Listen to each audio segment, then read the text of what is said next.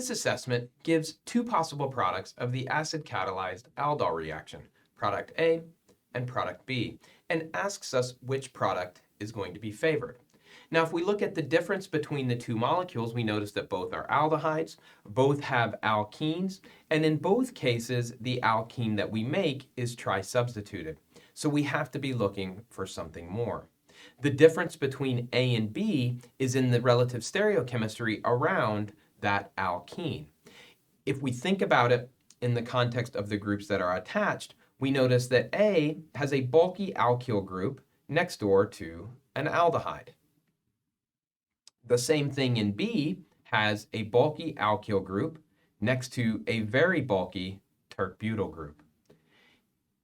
Because those two bulky groups could have a steric clash, that's going to destabilize B. The interaction between the bulky groups that are on the same side of the alkene will cause a destabilization of compound B. As a result, A will be the more stable product.